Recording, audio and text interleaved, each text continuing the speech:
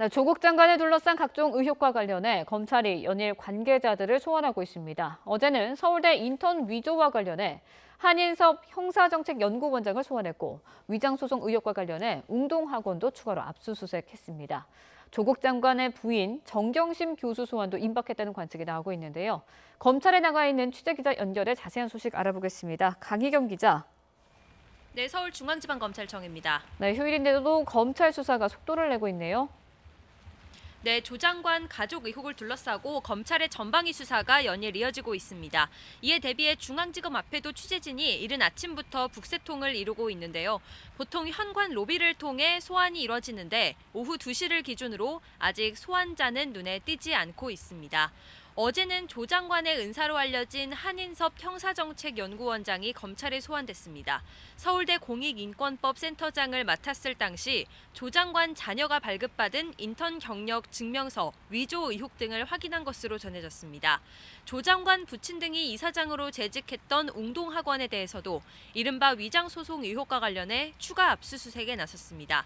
정 교수를 사문서 위조 혐의로 먼저 기소한 검찰이 가족펀드와 웅동학원 위장소송에 대해서도 수사에 연일 속도를 내는 모습인데요. 입원했던 정 교수가 퇴원한 것으로 알려지면서 이제 정 교수에 대한 검찰 소환도 임박했다는 관측이 나옵니다. 네, 정경심 교수를 둘러싸고는 먼저 표창장 관련 의혹이 불거진 상황이죠. 네, 정 교수는 사문서 위조 혐의로 이미 재판에 넘겨졌습니다. 이와 관련해 검찰은 구체적인 물증을 확보한 상태입니다. 정 교수가 쓰던 컴퓨터에서 아들이 동양대에서 받은 상장 스캔 파일이 나왔고 직인을 포함해 하단 부분만 잘라낸 그림 파일도 발견됐습니다.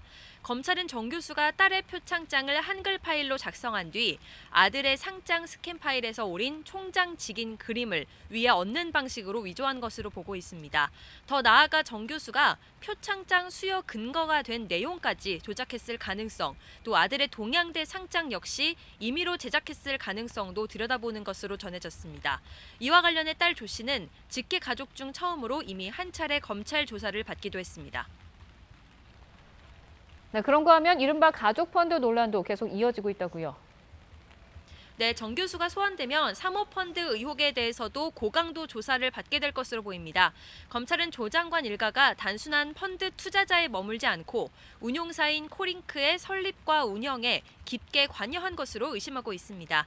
정 교수가 차명으로 코링크를 설립했거나 경영에 개입했다면 자본시장법, 공직자윤리법 위반 혐의가 적용될 수 있는데요. 실제 검찰은 정 교수가 사모펀드 운용사 코링크에 설립 초기 자금을 대고 지분을 매입하려 한 정황을 포착한 것으로 알려졌습니다. 조 장관 오촌 조카 조 씨가 코링크가 인수한 WFM에서 횡령한 수십억 가운데 10억이 정 교수 남매에게 건네진 정황도 포착됐습니다.